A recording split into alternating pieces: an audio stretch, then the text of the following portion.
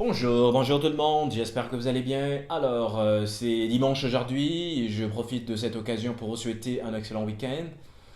Alors moi, personnellement, j'avais pas envie de réagir au dernier discours du président de la République. Je pense qu'il y a beaucoup de choses, beaucoup de bonnes analyses qui ont été dites quant à cette communication du président de la République. Mais bon,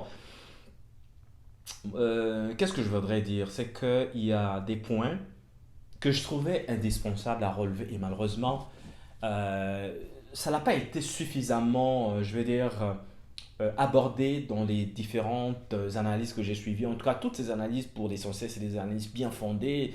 Il y en a qui sont vraiment allés dans le vif pour décrypter le dernier discours du président. Et en tout cas, j'ai envie de dire bravo, hein, bravo à tous parce qu'on fait œuvre utile. Le plus important, c'est vraiment de permettre à la lanterne de tout un chacun d'être éclairé. Voilà, donc moi, en ce qui me concerne, je voudrais juste épingler deux points. Deux points concernant le dernier discours à la nation du 14 août 2024, dit par le président de la République. Il y a, premier point, le patriotisme. Deuxième point, le legs générationnel.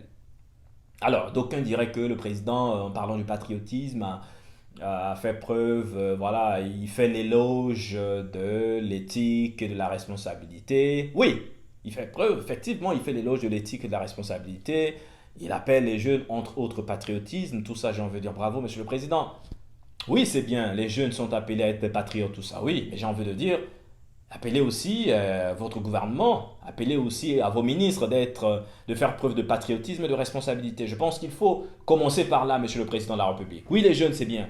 En ce qui nous concerne, en tant que jeunes, on a compris le discours. Pour nous, le discours, qu'on le veuille ou pas, il y a des éléments positifs sur ce dernier discours, et je dis bravo pour des éléments positifs. Donc, en ce qui nous concerne, on nous appelle au patriotisme.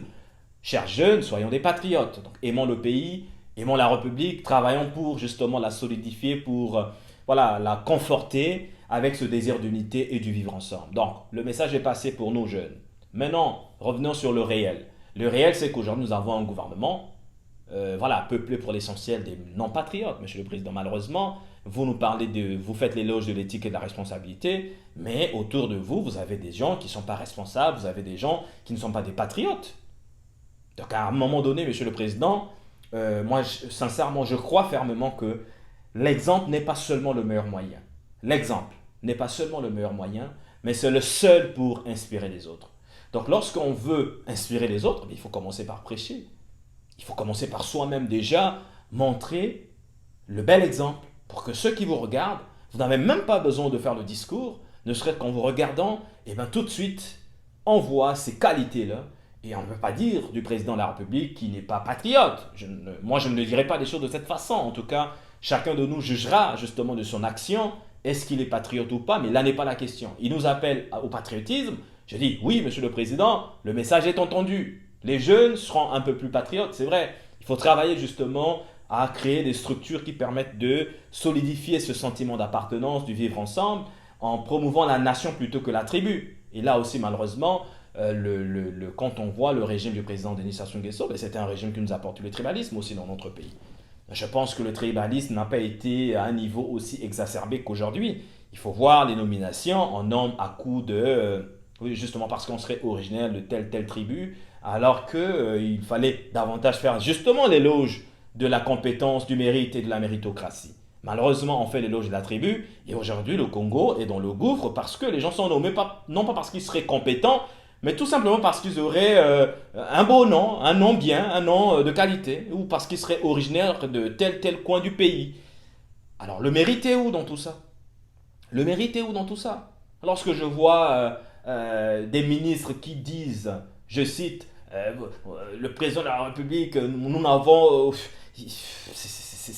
mais allez suivre les communications de nos ministres. Mais je vous interpelle, les amis, allez suivre. Vous allez vous rendre compte que notre gouvernement, mais c'est pas possible. Mais le président de la République nous parle de patriotisme. Mais monsieur le président, lors de vos conseils de ministres, mais martelez sur le patriotisme. Parce que quand on voit les scandales financiers aujourd'hui, ce ne sont pas les jeunes Congolais qui sont impliqués dans les scandales qui aujourd'hui malheureusement tirent le pays vers le bas. Qui sont ceux des Congolais qui sont impliqués dans les malversations financières? Qui sont ceux des Congolais qui aujourd'hui sont épinglés dans tous les grands rapports au niveau international, dans les Panama Papers et autres, ainsi de suite? Qui sont ces Congolais-là qui sont interpellés? Où se trouvent ces Congolais-là? N'est-ce pas dans votre gouvernement? Donc à un moment donné, Monsieur le Président de la République, vous nous parlez de patriotisme, vous parlez des jeunes. Mais attendez, vous n'allez pas demander aux jeunes d'être patriotes dans un pays où ceux, malheureusement, qui sont autour de vous, ne sont pas des patriotes. Brillent par voilà, le népotisme, la corruption, par toutes sortes de pratiques déviantes que malheureusement plus d'un décrit aujourd'hui. Nous décrions ces pratiques. Voyez-vous, monsieur. Donc, oui, le discours du président de la République, c'est un très bon discours. Moi, je trouve que c'est un très bon discours, mais ce n'est pas le plus beau discours du président, parce que vous rappelez, hein, la rupture, c'est la rupture, voilà, il y a toutes sortes de belles choses. Moi, j'en veux dire, les discours du président de la République, vous allez le voir, ce discours de part en part, c'est toujours des chapelets des bonnes intentions. Mais dans la vraie vie, le président, je ne sais pas, n'assume pas ses discours, et aussi, mais permettent à ce qu'on ait une meilleure lecture, parce que la meilleure lecture est celle qui se constate sur les faits. Voilà, la meilleure lecture qu'on fera de vos discours, c'est de voir que ces discours sont matérialisés par des actions. Quand on nous a dit, mais non, là, et les gros poissons seront épinglés parce que les voleurs et les torpilleurs de la République, aujourd'hui, ils sont où? Ils sont là, à l'aise. Certains travaillent avec vous à la présidence, certains ont été débarqués de ministres, ils sont devenus conseillers. Donc, ils sont autour de vous, là. Voilà, tous ceux qui, malheureusement, ont tiré le pays vers le bas, tous ceux qui ont contribué à cet échec de notre pays, on ne peut pas s'enorgueillir, mais il faut dire une chose aujourd'hui, c'est que le Congo a échoué. Nous avons échoué en tant que nation. Et cet échec est à mettre dans l'actif de cette ancienne génération. Quand le président parle de la nouvelle génération qui est appelée à prendre la relève, mais j'ai envie de dire l'ancienne génération, malheureusement, elle n'a aucune leçon de patriotisme à nous donner à nous autres jeunes. Parce que quand on voit, si d'aventure ceux qui étaient autour du président, j'ai envie de dire le système, si c'était vraiment des patriotes, aujourd'hui le Congo ne se trouverait pas dans ce gouffre financier. Le Congo se porterait mieux si nous étions gouvernés par des patriotes. Si d'aventure, ceux qui étaient en situation de responsabilité travaillaient avec ce sentiment d'appartenance, en se disant que le président de la République m'a commis à une mission publique, c'est de travailler pour, mais alors travailler pour rencontrer les doléances de la population dans un département donné. Et donc ma mission, c'est de faire la joie du peuple. Et quand tu fais la joie du peuple, parce que le président t'a donné une mission, quelque part tu fais aussi la joie de ton président. Quelque part tu fais aussi que son bilan soit reluisant.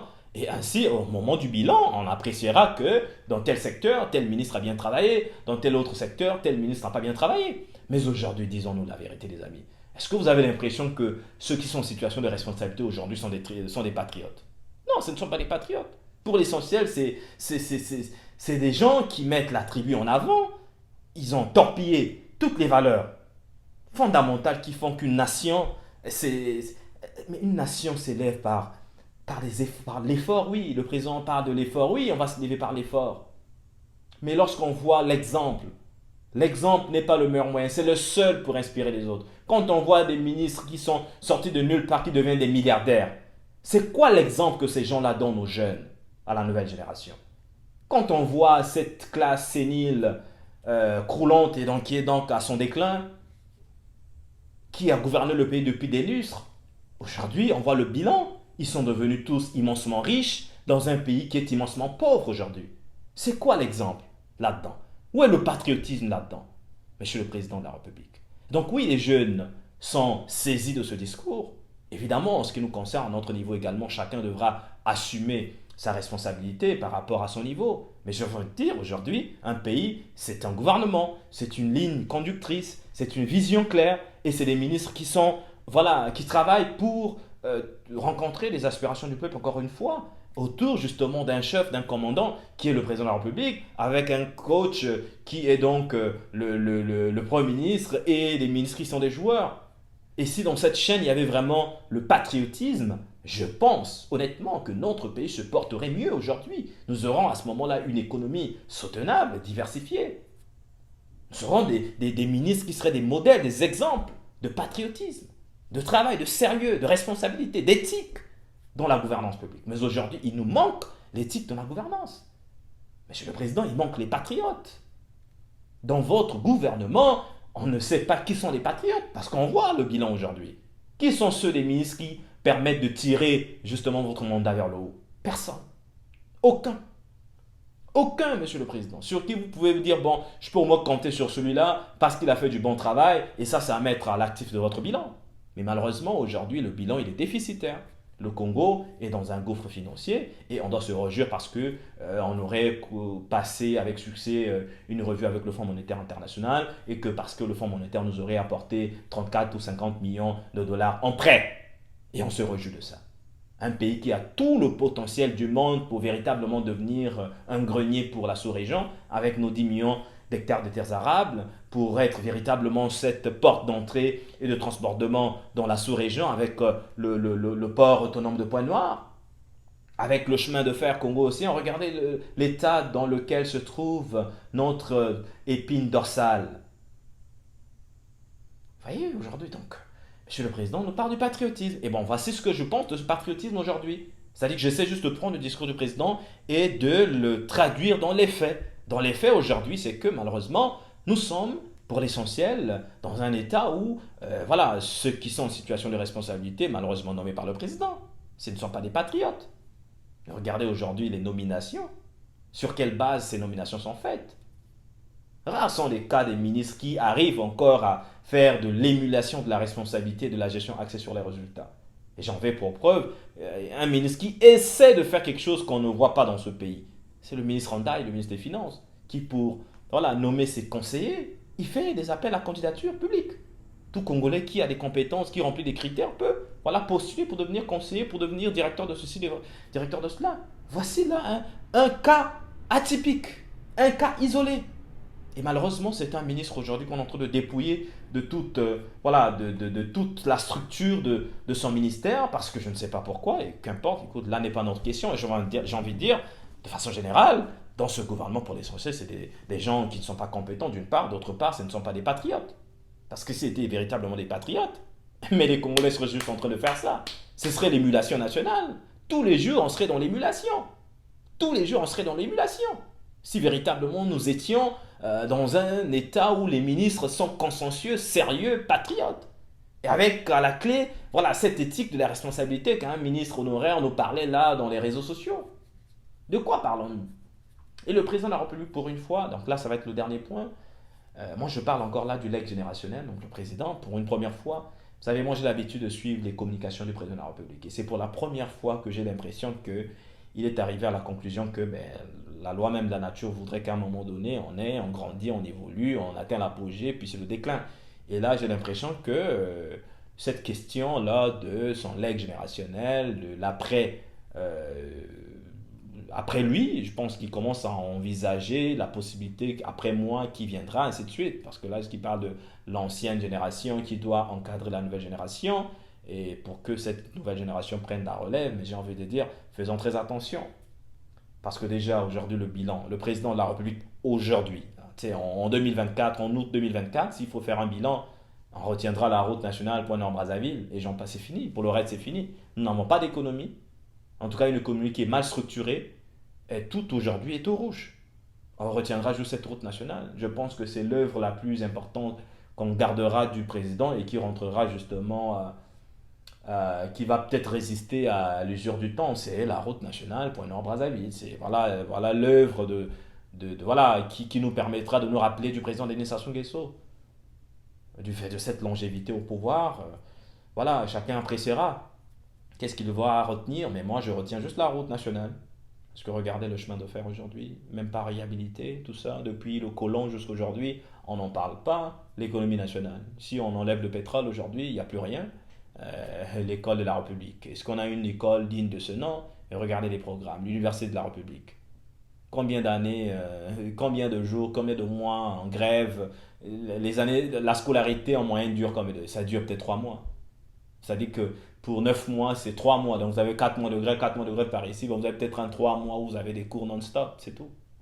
Donc qu'est-ce qu'on retient aujourd'hui?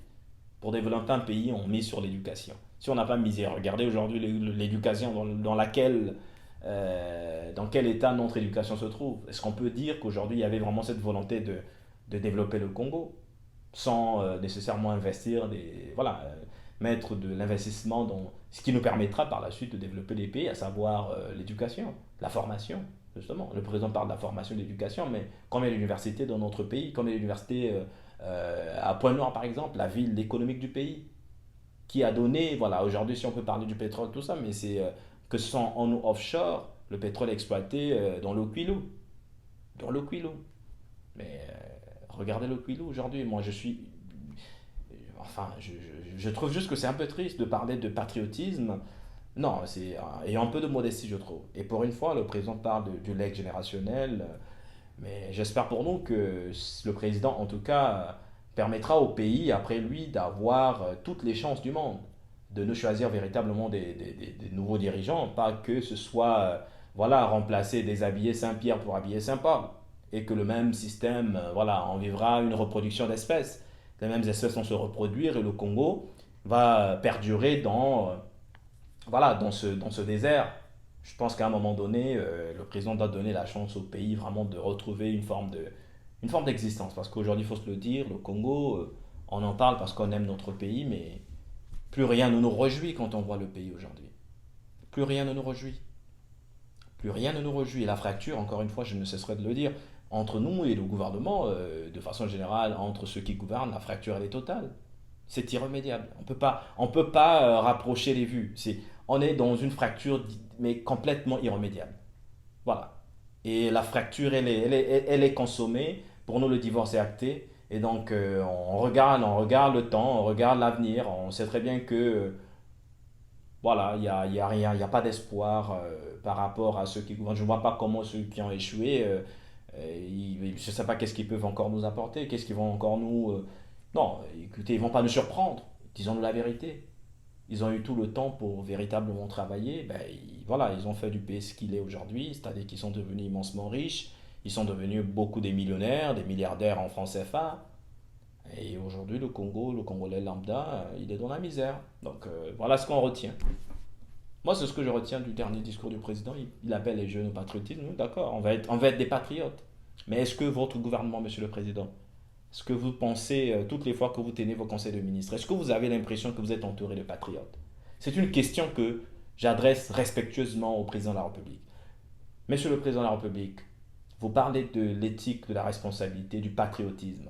Ma question, monsieur le président, c'est est-ce que vous avez l'impression que toutes les fois que vous tenez vos réunions du conseil des ministres, autour de vous, donc vos ministres, avez-vous l'impression que vous êtes véritablement entouré des patriotes, des gens qui aiment le Congo? Si ces gens véritablement aimaient le Congo, notre pays se porterait mieux. Parce qu'on ne peut pas que vous mettre tout sur votre tête. Malheureusement, un seul doigt n'est pas capable de laver tout un visage, mais vous êtes le sommet et c'est vous qui donnez l'orientation. Et malheureusement, vous aurez beau avoir voilà, toutes ces bonnes intentions, mais tant qu'on ne voit pas concrètement l'ancrage en notre vie quotidienne, ben, pour nous, ça reste un chapelet de bonnes intentions, ni plus ni moins. D'ici là pour une prochaine chronique.